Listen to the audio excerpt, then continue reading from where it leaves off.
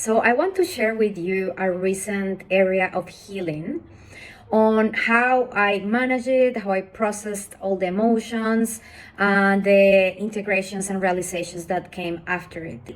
Was feeling very unsettled, and when I started doing emotional healing, I could feel that there was something really deep. Like I, I was feeling like the emotions coming up, but I could also feel like some resistance. So I allow myself to just sit and be present with my inner experience without forcing me to go through any realization or to understand where is it coming from. I release all pressure and just allow the inner experience just to be, observe, be present.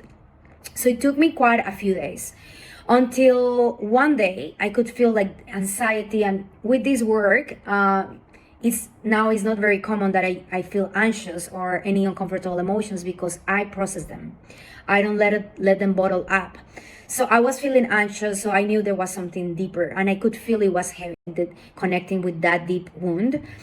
And I just started crying, and I allow it. I allowed myself to just cry it out, to express it. A lot of the times, that version of me, most of the time, little Ale, will say things in that moment like, this is unfair, like the things that were coming that day in that healing were, this was not my fault. This was not my fault. So something deeper that probably I thought it was my fault that I've been carrying, and that situation with my partner just triggered it. So I just want to explain that part, that every single situation in our external life that is triggering an inner emotion is connected to a past experience. When it's emotionally charged, if it's emotional, it's historical. I don't focus on the external thing itself, and that's what most people do when they haven't done the inner work. They tend to project and blame my partner, my job, my boss, my friend, and release accountability and responsibility of their own part. So with the healing and inner work, we do the opposite. And I was allowing my little self just to go through that experience. So it was very, very charged. I could feel like the deep pain just coming out of my body. And the good thing is that in that moment, my adult self, like adult Ale, is able to soothe my inner child. So I'm able to hold space for my emotions, knowing that I am safe in the present moment and that I am processing something from the past. That allows me to have that anchor into the present moment and to know that what I'm experiencing is something from the past. So I don't get carried over with that heavy emotion. This was one of the most potent and heavy wounds that I've processed in my healing journey. And I do this very, very often, but this one felt very heavy. So two things came from that healing, two realizations, two big moments of growth.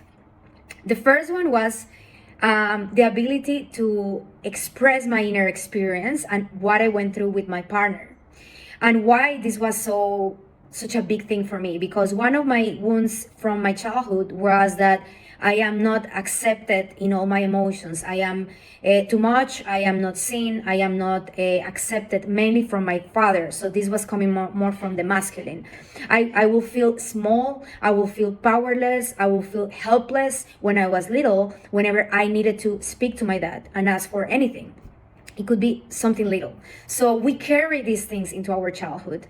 And I could feel the trigger of wanting to express what came up to me while doing this experience with my partner. And I expressed it. I shared with him my inner experience, what was happening, the connection between that wound and our relationship. We were able to chat vulnerably. This was not easy at all. I'm saying this as if it was easy in the moment. It was very triggering because I go back to that version of me that feels powerless, helpless.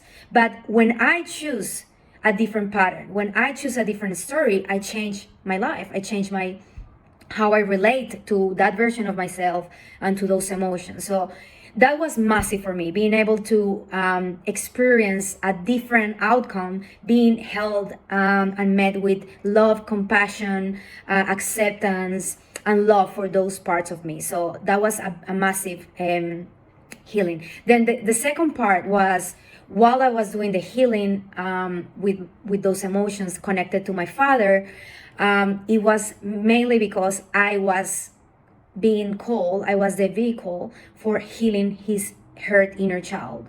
So I was brought also to this world, and I was called to do this powerful work because I am also healing my family when I do this work. And it just brought so much compassion for my father when he was a little boy and all the things that he went through.